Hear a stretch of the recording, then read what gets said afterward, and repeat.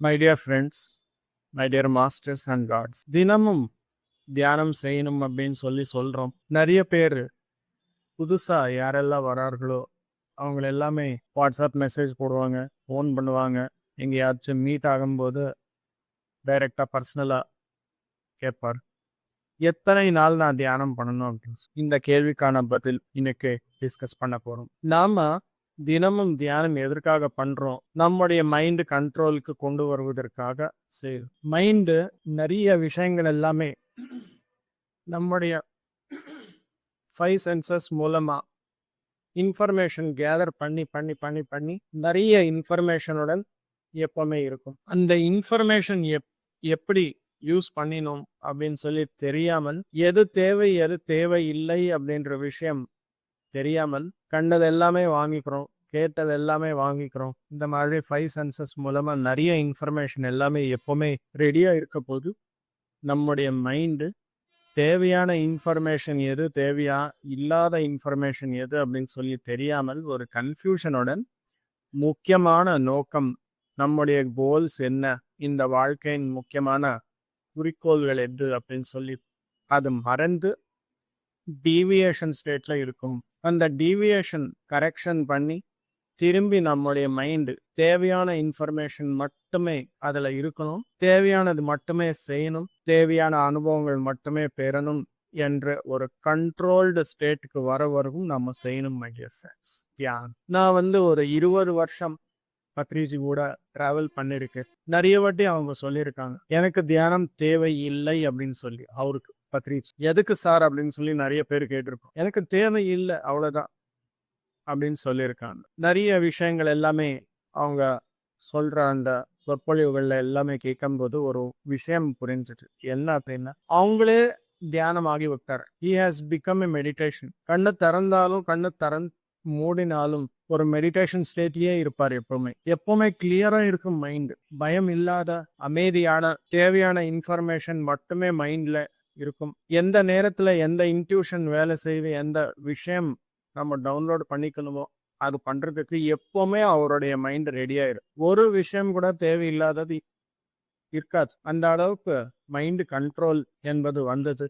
மைண்டின் மீது மாஸ்டரி என்பது அவ்வளோ சூட்சமமாக இருக்கும். ஸோ அந்த நேரம் அந்த ஸ்டேட் ஆஃப் மைண்டை நம்ம அச்சீவ் பண்ணும்போது நம்ம மெடிடேஷன் தனிப்பட்டதாக பண்ண வேண்டிய அவசியம் இருக்காது. You will become meditation. நீங்க தான் தியானமாகி விட்டீர்கள். அந்த நேரத்து வரைக்கும் நம்ம தியானம் என்பது சேம். மைண்ட்ல நாம என்ன செய்கிறோமோ, அதாவது எந்த விஷயம் கடைபிடித்து அந்த வேலையில இருக்கிறோமோ அந்த வேலைக்கு சம்பந்தப்பட்ட விஷயங்கள் மட்டுமே இருக்கணும். பிளஸ் மற்ற விஷயங்கள் எதுவுமே இருக்கவே இருக்கக்கூடாது.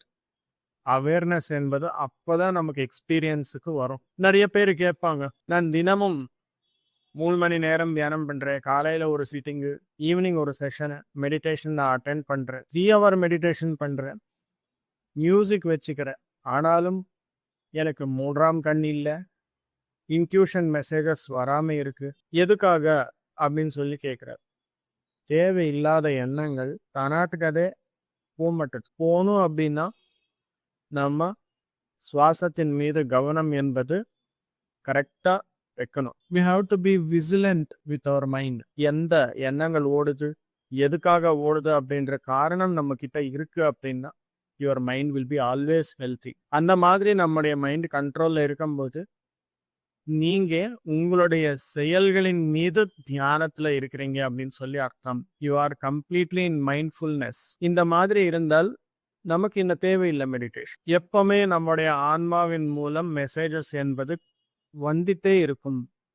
You will be completely driven by intuition அப்படின்ற மாதிரி இருக்கும்போது இந்த தியானம் செய்ய வேண்டிய அவசியம் இல்லை. ஆன்மாவின் செய்திகள் தகவல்கள் எப்பவுமே நமக்கு வந்துட்டே இருக்கும்போது எப்பவுமே நமக்கு புதுசா நிறைய விஷயங்கள் எல்லாமே கைக்கு வந்துட்டே இருக்கும். புதுசு என்பது எங்கே இருக்குமோ அங்கே ஆனந்தம் என்பது எப்பவுமே இருக்கும்.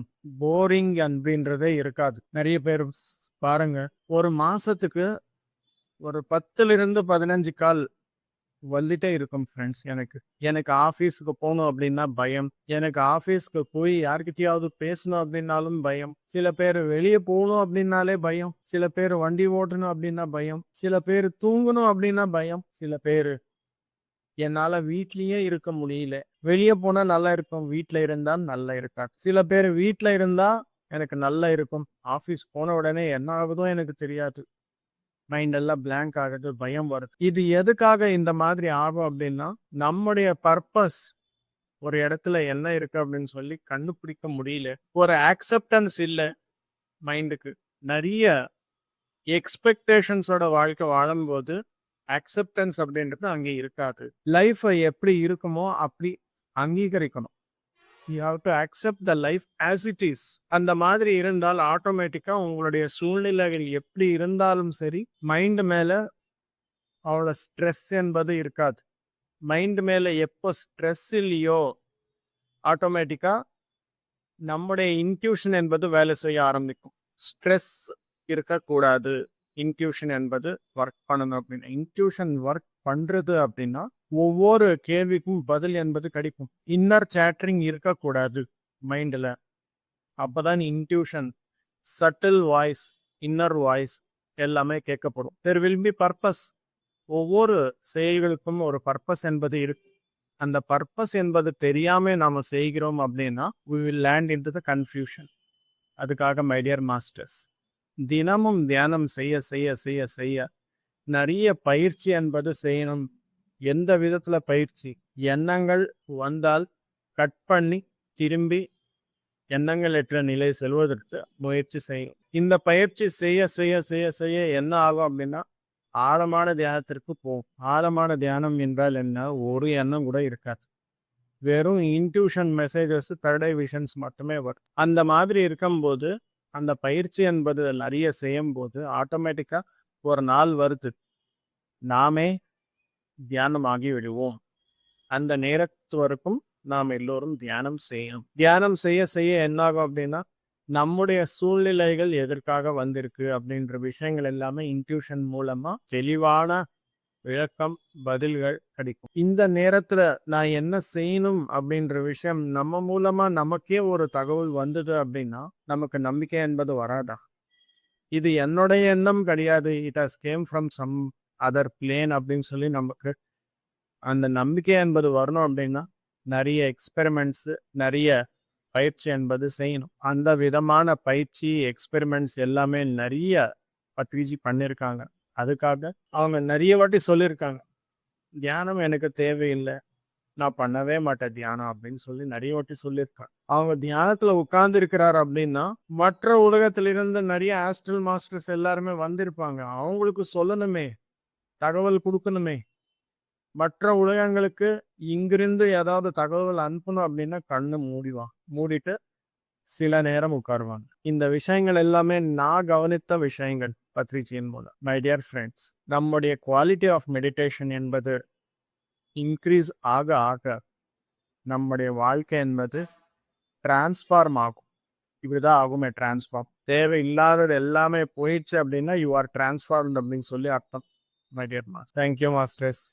எல்லோருக்கும் வணக்கம், நன்றி.